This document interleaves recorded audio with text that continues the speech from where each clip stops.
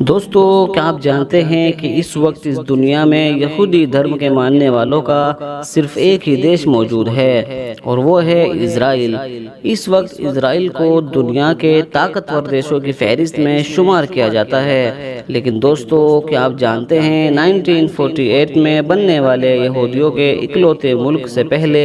ان یہودیوں کا کیا حال تھا، اور 1948 سے پہلے یہ سبھی یہودی کہاں رہا کرتے تھے؟ تو دوستو، ہم جب بھی 1948 سے پہلے کا یہودیوں کا اتہاس پڑھتے ہیں تو جس انسان کا نام تاریخ میں سب سے پہلے آتا ہے وہ کوئی اور نہیں، جرمنی کا تاناشاہ اڈولف ہٹلر کا آتا ہے۔ وہی ہٹلر کی جو جرمنی دیش کا تاناشاہ ہونے کے ساتھ ساتھ سیکنڈ ورلڈ وار کی بھی وجہ بنا تھا۔ دوستو، ہٹلر ہی وہ شخص تھا جس نے اب سے 70-80 سال پہلے لگ بھگ 60 لاکھ یہودیوں کا صرف 5 سال کے اندر ہی قتل کر ڈالا تھا۔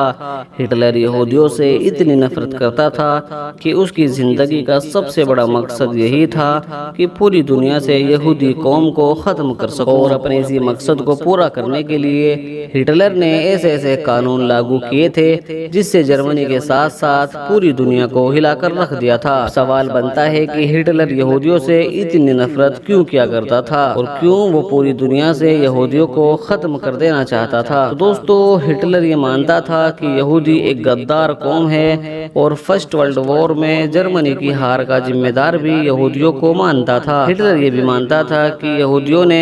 جرمنی میں رہنے کے باوجود جرمنی کا ساتھ نہ دے کر ہمارے دشمنوں کا ہی ساتھ دیا تھا اور ہمارے ساتھ غداری کی تھی۔ دوستو، ہٹلر کا یہ بھی ماننا تھا کہ پوری دنیا میں جرمن ہی وہ اکیلی قوم ہے جو پوری دنیا پر حکومت کرنے کی اصل حقدار ہے۔ ایسے میں ماحول کو صحیح رکھنے کے لیے ہم غلام اور نسلی قوم کو ہی ختم کر دیں، کیونکہ یہ انسان کی ترقی میں رکاوٹ بنتی ہے۔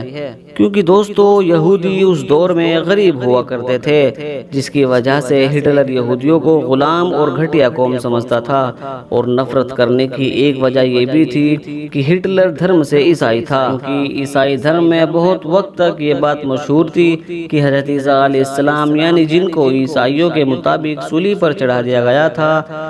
ان کو صلیب پر چڑھائے جانے کے پیچھے بھی یہودیوں کا ہی ہاتھ تھا۔ یعنی عیسائی ایسا مانتے ہیں کہ یہودی دھرم گروؤں نے ہی حضرت عیسیٰ علیہ السلام کو صلیب پر چڑھوایا تھا۔ بھلے ہی آج کے دور میں یہودی اور عیسائی کے بیچ سب کچھ نارمل ہو گیا ہو،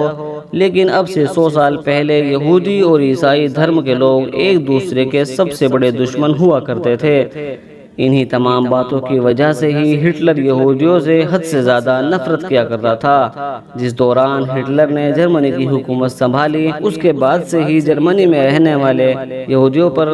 طرح طرح کی پابندی لگانی شروع کر دی تھی، جس کارن ہزاروں یہودیوں نے جرمنی کو چھوڑ کر بھاگنا شروع کر دیا تھا۔ دوستو، سب سے پہلے ہٹلر نے ایک ایسا قانون بنایا تھا جس کی وجہ سے جرمنی میں رہنے والے سبھی یہودیوں کے لیے ضروری ہو گیا تھا کہ اپنے نام کے آگے ایک ایسا شبد لگایا جائے جس سے ان کے نام سے ہی ان کی یہودی ہونے کی پہچان ہو سکے۔ جہاں مردوں کو اپنے نام کے آگے اسرائیل اور عورتوں کو سارا لگانا ضروری ہو گیا تھا۔ اس کے کچھ وقت بعد ہی جرمنی کی گورنمنٹ نے یہودیوں کے پاسپورٹ بھی ضبط کر لیے تھے۔ پھر یہودیوں کو ایک نیا پاسپورٹ دے دیا گیا جس پر مہر لگی تھی، جس سے یہ پہچان ہو سکے کہ یہ پاسپورٹ یہودی کا ہے۔ بلکہ ہم نے اپنی ریسرچ میں یہ بھی پڑھا ہے کہ دھیرے دھیرے سارے یہودیوں سے سرکاری نوکریاں بھی چھین لی گئی تھی، اور اسی کے ساتھ یہودیوں کو پرائیویٹ نوکریوں سے بھی نکالا جا رہا تھا۔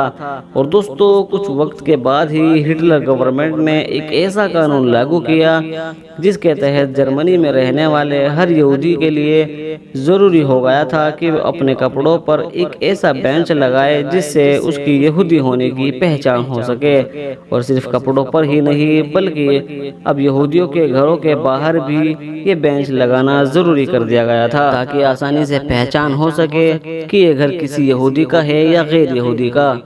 یہی سبھی کارن ہیں جن کی وجہ سے یہودیوں کا جرمنی میں رہنا دشوار ہو گیا تھا، اور آئے دن ان کے اوپر حملے ہونا بھی تیز ہو گئے تھے۔ کبھی ان کے گھروں کو جلا دیا جاتا تو کبھی دکانوں کو لوٹ لیا جاتا تھا۔ لیکن دوستو، خوف اور ڈر کا اصلی کھیل تو 1939 سے شروع ہوا تھا کہ جب ہٹلر کی فوج نے سارے یہودیوں کو ڈیٹیکشن کیمپوں میں بھرنا شروع کر دیا تھا۔ ہٹلر کی فوج یہودیوں پر نہ صرف ظلم کرتی بلکہ ان سے بہت سارا کام بھی لیا کرتی تھی، اور ان سبھی کیمپوں میں سب سے بڑا اور مشہور کیمپ پولینڈ دیش میں موجود تھا۔